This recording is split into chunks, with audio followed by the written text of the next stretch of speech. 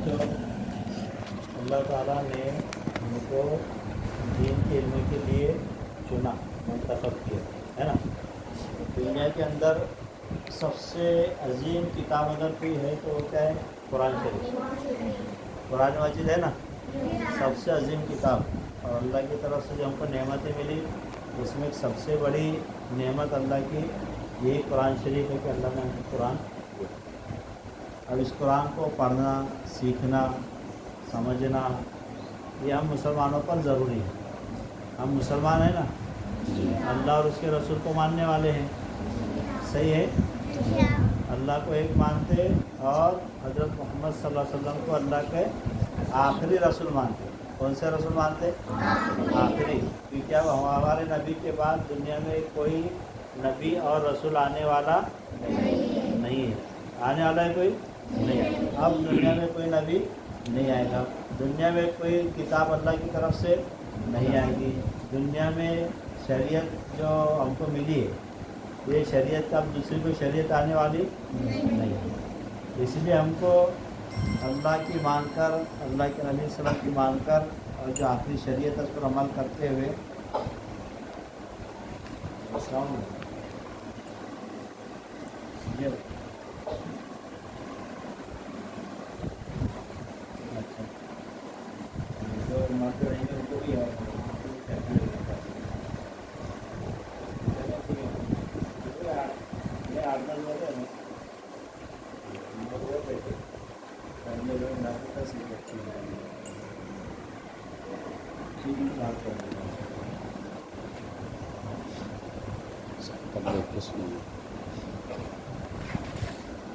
مسلمان بنے رہنے کے لیے علم کا آنا ضروری ہے۔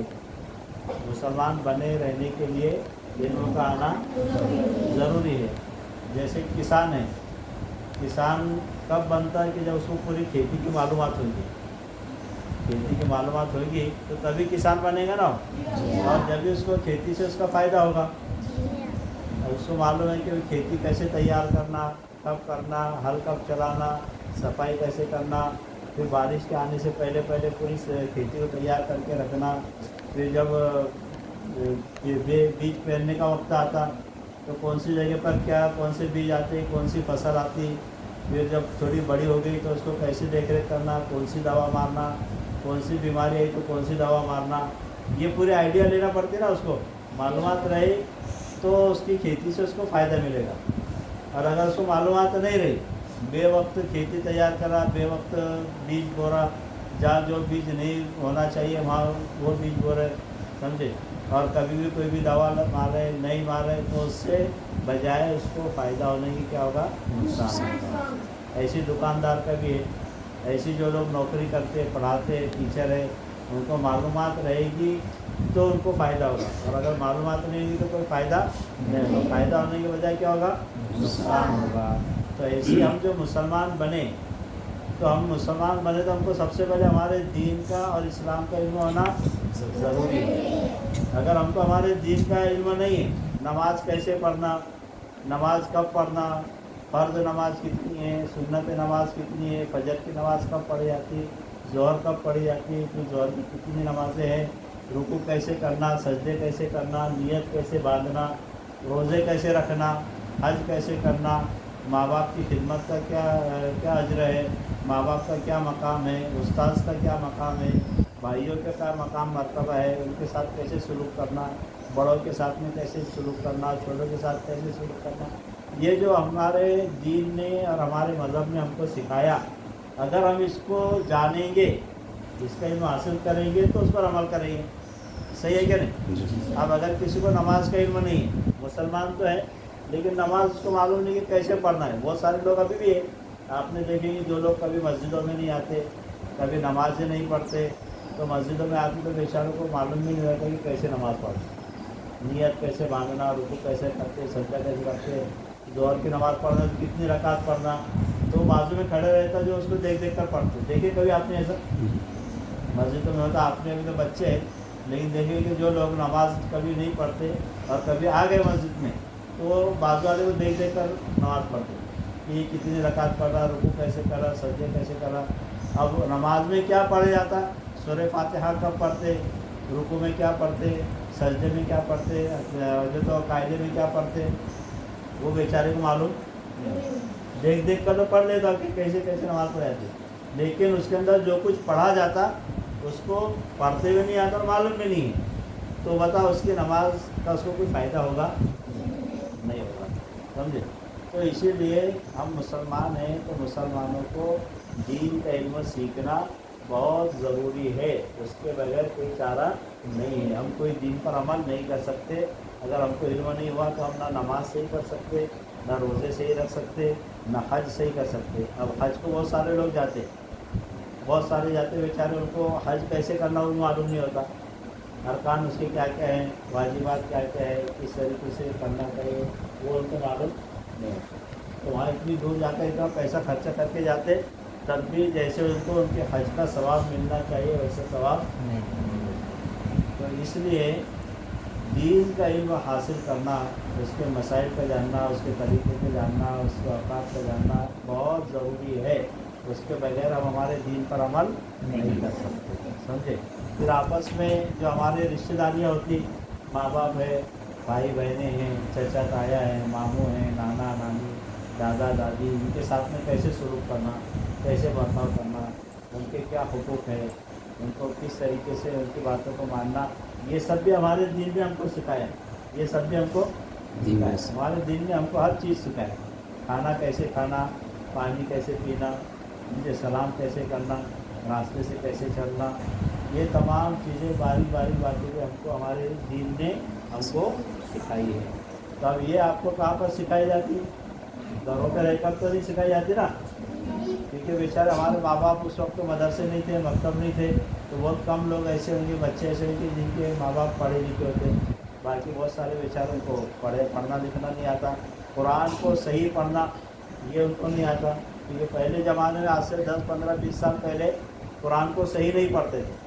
ابھی ماشاءاللہ آپ کو آپ کے اساتذہ معلمین اتنی محنت کرتے کہ ایک ایک حرف کیسے پڑھا جاتا آپ کو بتایا جاتا، الف کیسے پڑھتے، با کیسے پڑھتے، تا کیسے پڑھتے، تا کیسا بن جاتا، ایک قرآن کی آیت کو کس طریقے سے پڑھنا، صحت کے ساتھ، مقارب کے ساتھ، اس کو فوائد کے ساتھ میں کس طریقے سے پڑھنا، اتنی محنت آپ کے اوپر یہ اساتذہ کرتے یا نہیں؟ بہت سارے بچے میں جن کو الف بولتے نہیں آتا اس کے اوپر اتنی محنت ہوتی، اعوذ باللہ سیدھے پڑھتے نہیں آتا اس کے اوپر استاد کتنی محنت کرتے، ایک ایک بچے پر کتنی محنت کرنا پڑتا۔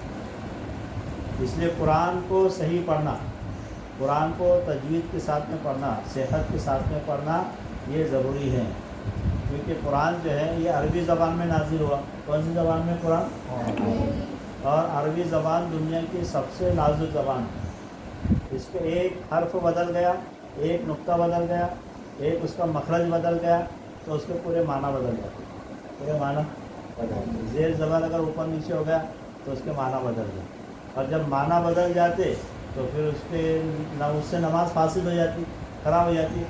ایک آدمی نے قرآن سیکھا، بہت اچھا پہلے سے قرآن پڑھتے آ رہا، کئی بار کئی قرآن ختم کرا، لیکن وہ صحت و تجوید سے نہیں پڑھتا، صحت و تجوید سے نہیں پڑھتا، قواعد کے ساتھ میں نہیں پڑھتا، تو بیچارہ برسوں سے نماز پڑھ رہا ہے، تو اللہ اگر اس کو قبول کر لے، ورنہ اس کی نماز اگر قرآن صحیح نہیں تو نماز بھی صحیح نہیں۔ تو اس لیے آپ کے اوپر اتنی جو محنت کرتے اساتذہ کہ ہمارے بچے قرآن کو صحیح پڑھے، سمجھے، صحت و تجوید کے ساتھ پڑھے، قواعد کے ساتھ میں پڑھے، کہاں پر مد کرنا ہے، کہاں نہیں کرنا ہے، کہاں پر جو تو جلدی پڑھنا ہے، یہ تمام چیزیں آپ کو بتائی جاتی، یہ بہت ضروری ہے، ورنہ ہم نے اگر قرآن کو صحیح نہیں پڑھے تو ہم کتنی بھی نمازیں پڑھیں گے تو ہماری نماز درست نہیں، بلکہ کبھی ایسا کہ نماز اگر اس کے معنی اگر زیادہ بدل گئے تو پھر اس سے ہماری نماز فاسد ہو جاتی، اور ہم بجائے ان کو ثواب ملنے کے اس کا گناہ ملتا، کیا ہوگا؟ تو سمجھ میں آ رہی؟ قرآن کو صحیح کرو، اپنے عقیدوں کو صحیح کرو، اور جو بھی دین کی باتیں آپ کتابوں کے اندر پڑھتے، اپنے اساتذہ آپ کو پڑھاتے ان کو یاد کرو، اس کے اوپر عمل کرو، جو دعائیں پڑھائی جاتی ہیں ان دعاؤں پر عمل کرو، قرآن کو زیادہ سے زیادہ حفظ کرو، سمجھے، تو آپ کو آگے چل کر بہت آسانی ہوگی۔ اب اس کے لیے دیکھو کہ کوئی بھی اچھی چیز حاصل کرنے کے لیے، بھلائی حاصل کرنے کے لیے محنت کرنا پڑتا ہے، کیا کرنا پڑتا ہے؟ محنت۔ جیسا آپ کھیتی میں کام کرنے والے، اگر تمہارا آپ کے سرپرست والدین کھیت میں کام کرتے اگر کھیت کے اندر وہ جا کر محنت کریں گے, قربانی دیں گے, اس کے اوپر نگرانی کریں گے, تو تب جا کر کھیت سے فائدہ ملے گا. اناج ملے گا, اناج آئے گا, اناج بکے گا, کھانے کے لیے بھی ملے گا, پھر اس کا روپیہ پیسہ بھی ملے گا. لیکن اگر کوئی یہ سوچے کاشتکار کھیتی والا کہ مجھے کھیت کے اندر محنت نہیں کرنا ہے اور وہ اس کو ایسے ہی چھوڑ دے, اس کے اندر محنت نہ کرے, تو پھر کیا ہوگا کہ وہ کھیت کے اندر بجائے کپاسی اگنے کے, مکئی آنے کے یا اور دوسری تمام چیزیں اچھی چیزیں اناج فصل آنے کے, اس کے اندر جو تو خضرو گھاس آ جائیں گے, جو تو جھاڑی آ جائیں گی, کانٹے کے جھاڑ آ جائیں گے, اور وہ کھیتی سے بجائے فائدہ پہنچنے کیا پہنچے گا, نقصان. کیوں نقصان پہنچا؟ محنت نہیں کرنے کے. محنت کرے تو فصل ملی, کھانے کو ملا اور پیسہ بھی ملا, پیسہ خرچ کرنے کو ملا. اور محنت نہیں کرے کسان نے تو اس میں سے اناج بھی نہیں ملا, الٹا جو تو اس کو نقصان. تو ایسے اچھا بننے کے لیے محنت کرنا پڑتی ہے, اچھائی حاصل کرنے کے لیے محنت کرنا پڑتی ہے. آپ اچھا بننا چاہتے, قرآن کو اچھا پڑھنا چاہتے, نمازوں کو اچھے بنانا چاہتے, روزوں کو اچھا بنانا چاہتے, ایک اچھے انسان بننا چاہتے کہ آپ کی ذات سے آپ کو بھی فائدہ ہو اور آپ کے ماں باپ کو, رشتہ داروں کو, بھائیوں کو, بہنوں کو, محلے والوں کو اور پوری انسانیت سے آپ کی ذات سے اگر فائدہ پہنچے گا تو اس کے لیے آپ کو اچھا بننا پڑے گا. کیا کرنا پڑے گا؟ اچھا بننا پڑے گا. اور اچھا بننا پڑنے کے لیے محنت کرنا پڑے گی, تبھی اچھائی ملے گی نا. تو آپ کو سب سے پہلے وقت کی پابندی کرنا ہے. کیا کرنا ہے؟ وقت کی پابندی. چاہے کچھ بھی ہو جائے, آپ کے مکتب کا وقت ہوا, آپ اپنے امی ابو سے, بہنوں سے بول دیں کہ میرا وقت ہو گیا, میں مکتب میں چل. کیونکہ ہم کتنا وقت دیتے مکتب میں؟ صرف 1.5 گھنٹہ. کتنا وقت دیتے؟ 1.5 گھنٹے دیتے نا. 24 گھنٹے ہمارے پاس. زندگی کتنا ہے پورے ایک دن کے؟ 24 گھنٹے. 24 گھنٹے میں صرف 1.5 گھنٹہ ہم کہاں دے رہے؟ مکتب میں, استاذ کے پاس قرآن پڑھنے کے لیے, تعلیم حاصل کرنے کے لیے. پھر اس کے بعد میں آپ جیسی مسجد سے مکتب سے باہر نکلے تو گلی محلے کا جو ماحول ہے ہمارا, وہ تعلیم کا ماحول ہے کیا؟ پڑھنے لکھنے والے ملیں گے آپ کو, سب گھومنے پھرنے والے, کھیل کود کرنے والے سب ملیں گے. آپ گھر میں بھی جائیں تو گھر میں بھی کس کے اللہ ماشاء اللہ رہتا, تعلیم کا ماحول ہے تو وہاں بھی. پھر سونا, کھانا پینا, اسکول میں جانا, یہ تمام چیزیں دیکھو. اتنے سارے وقت میں سے ہم کو صرف 1.5 گھنٹہ ملتا ہے. کتنا؟ 1.5. اور وہ 1.5 گھنٹے میں بھی اگر ہم آدھا گھنٹہ لیٹ آ رہے, 1 ہی گھنٹہ آ رہے, تو فائدہ کیا رہا؟ نقصان ہوا نا. یا آدھا گھنٹہ پہلے چلے جا رہے, یا 7 دن میں ہفتے کے بیچ میں 1 دن چھٹی ہوتی ہے, 1 دن 7 دن میں سے ہم 2-3 دن نہیں چلے گئے, تو اس سے کیا ہوگا؟ بہت بڑا نقصان ہوگا اس سے ہمارا. تو اس لیے سب سے پہلے اپنے آپ کو پابند بنا. ہم نے کئی مکاتب ایسے دیکھے وہاں کہ اتنی پابندی وہاں اسکولوں کے اندر بھی, مکاتب کے اندر بھی. ہمارے یہاں کچھ سندھولی میں ہم مکتب چلاتے ہیں, وہاں اتنے بچوں کو جو کم غیر حاضری کرتے, جو سال بھر مکمل حاضر رہتے, ان کا اول نمبر کے نام دیتے. جو اسے 1 دن غیر حاضری کرے, پھر 2 دن کرے, اس طریقے سے. تو ایسے بچوں کی تعداد بہت بڑھ گئی. 50, 60, 70 بچے ایسے ہوتے جو سال بھر میں کبھی. ہم نے, ہماری والدہ کا انتقال ہوا تھا, ہمارے بھتیجے کا لڑکا وہ پڑھتے تھے مکتب میں. ہماری والدہ کا انتقال ہوا تو بچے کی دادی کا انتقال تو گھر میں ہوا, لیکن تب بھی بچہ مکتب میں تھا. جب ان کے جنازہ اٹھنے کا وقت آیا 2 بجے ظہر کے وقت میں, تو بچہ مکتب میں آیا. تو اس سے بچوں کو بہت شوق پیدا ہوتا ہے, ان کو حاضری کے نام دیتا ہے, حاضری غیر حاضری کو کور کرنا. تو جو سال بھر حاضر رہے گا اس کا اول انعام. جتنے بھی آپ 5-10 بچے جتنے بھی حاضر رہے, 1 دن پہ غیر حاضری, تو ایسے کا اول. جو 1 دن کی غیر حاضری کرے ان کو دعا, جو 3 دن کی صبح. اس طریقے سے درجہ بدرجہ اس کو کم کر جائیں گے. تو انشاءاللہ ہر سال آپ کی تعداد اس کے اندر بڑھے گی, بچوں کے انعامات دینے کے. بہت اچھا طریقہ ہے یہ بھی. تو سب حاضری کی پابندی کریں گے انشاءاللہ. اور بچے ایسے جو سال بھر مکمل 1 دن کی غیر حاضری کریں, ہے کوئی ایسا؟ اس میں زیادہ رک جاؤ. پچھلے سال کون سے بچے جس میں سال میں 1 بھی بار غیر حاضر میں کھڑے رہ جاؤ؟ کھڑے رہو. یہ بچے پورا 150 بچوں میں سے ہمارے پاس 20 بچے ایسے ہیں, جو اس میں سے نہیں ہے فی الحال. 20 بچے ایسے ہیں جو سال بھر میں بھی غیر حاضر نہیں رہے. اس کو ہم نے انعام بھی اچھے دیے تھے ماشاءاللہ. پہلے نمبر والے کا انعام اس کو ملا تھا. اور انشاءاللہ بڑھے گی ان کی تعداد. جی تو آئندہ جنہوں نے لے کر کون عزم ارادہ کریں گے انشاءاللہ وہ پابندی کریں گے. پورے بچے ارادہ کرو. ہے نا بیٹا. سب سے بڑی جو آپ کو تعلیم کے اندر معاون اور مددگار چیز ہے وہ آپ کی کیا ہے؟ حاضری ہے. اور جو بچہ جتنا غیر حاضر رہے گا وہ اتنا کمزور رہے گا. تو آپ پابندی کریں گے نا سب.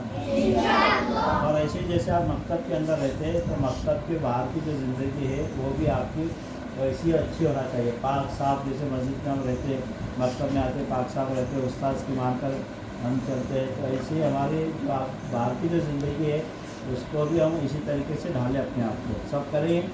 ماں باپ کی خدمت کرو, بڑوں کی مان کر چلو, اساتذہ کے ادب احترام خوف سمجھے, کتابوں کا ادب احترام, درسگاہ کا. یہ ایک ایسی چیز ہے کہ بچہ اگر تعلیم میں کمزور بھی رہا اور اگر آپ کے اندر ادب رہا, اگر آپ تعلیم میں کمزور بھی ہے لیکن آپ کے اندر ادب ہے, استادوں کا ادب ہے, ماں باپ کا ادب ہے, کتابوں کا ادب ہے, قرآن کا ادب ہے, تو اللہ تعالیٰ کو یہ ادب اتنی پسند ہے کہ انشاءاللہ جو پڑھے لکھے بچے ان سے زیادہ آپ کو ثواب ملے گا. اس لیے تعلیم کے ساتھ ساتھ ادب بھی آنا ضروری ہے. اپنے ماں باپ کا ادب کرو, بھائیوں کا, بہنوں کا, بڑوں کا, سب کا ادب کرو, ان کی مان کر زندگی گزارو. اور جو بری چیزیں بچوں کے اندر جو پائی جاتی کھیل کود اور جو تو دوسرے اور بھی کیسے کیسے کھیل ہوتے وہ تمام چیزوں سے اپنے آپ کو بچائیں گے سب انشاءاللہ.